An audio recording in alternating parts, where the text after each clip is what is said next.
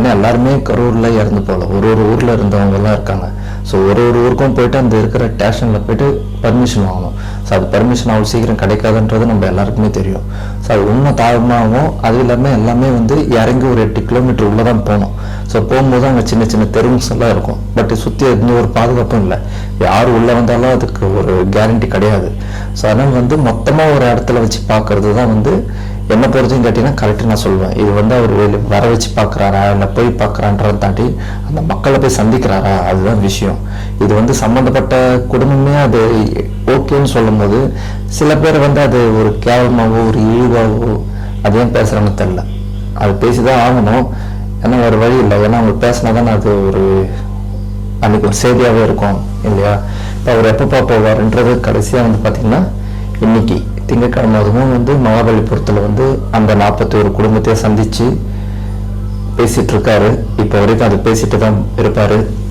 ஒரு குடும்பத்தையும் தனித்தனியாக ஒரு அறையில் போயிட்டு அவங்களுக்கு டேபிள் மேஜெலாம் போட்டு அவங்களுக்கான டிஃபன் கொடுத்து அவங்களுக்கு ஆறுதலாக இல்லை. முக்கியமாக என்னென்னா அவங்க சொல்கிற எல்லா கோரிக்கைகளும் எதுவுமே விஜயனை தடுக்கலை. அவங்க எது சொல்கிறாங்களோ அதுக்கு அப்பிலே கிடையாது. எல்லாத்துக்குமே நீங்கள் என்ன சொல்கிறீங்கன்னா நான் செய்கிறேன்ற மாதிரி தான் அவர் இருக்கார். கல்வி சம்மந்தப்பட்ட விஷயம், மருத்துவ செலவு, அந்த வீட்டுக்கு என்னென்ன தேவை, கடைசி வரைக்கும் இருந்து அவங்களுக்கு என்னென்ன பண்ணணும் எல்லாமே அவர் பண்ணி தரப்போறாரு. அது வாக்குறுதியாகவும் கொடுத்துருக்காரு. அவர் சொல்ல அவங்க அந்த குடும்பம் ஒன்றுன்னா சொல்ல அது விஜயண்ணன் கைப்பட எழுதி அதுக்கான கோரிக்கைகள்லாம் அவர் வச்சிருக்காரு. ஏன்னா எந்த ஒரு கட்சி தலைவருக்குமே இது மாதிரி ஒரு இம்பேக்ட் கிடையாது.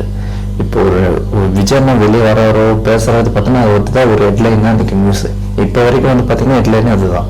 சரிங்களா? மகாபுரத்தில் உரையாற்றுகிறார் விஜயன்றத ஒரு ஹெட்லைனாகவே இருக்குது. பட் அப்படி இருக்கும்போது அவர் போய் அங்கே போய் பார்க்கறதுன்றது ஒரு கூஷுவலான விஷயம் தான். சரிங்களா? அது சில பேர் புரிஞ்சுக்கிறாங்க, சில பேர் புரிஞ்சுக்கிறாங்க. இது நான் விஜயண்ணாக்கு சப்போர்ட் பண்ணுறேன் அப்படின்றதுக்காக கிடையாது. ஜென்ரலாக நீங்கள் ஒரு யோசிச்சிங்கனால அது உங்களுக்கு தெரியவில்லை, எவ்வளோ கஷ்டங்கள் இருக்குன்றது தெரியும். ஸோ அதுதான் நான் சொல்ல வரேன். அதுவும் தாண்டி இப்போ அந்த குடும்பத்தை ஒருத்தராக சந்திச்சு அவங்க கூடைகளை கேட்டு அவங்களுக்கு ஆறுதலாக இருந்து எல்லாமே பண்ண போகிறாரு, பண்ணிட்டும் இருக்காரு. ஸோ இது இன்னும் கொஞ்சம் அட்வான்ஸாக இன்னும் நல்லா கூட இருந்து பண்ண போகிறாரு.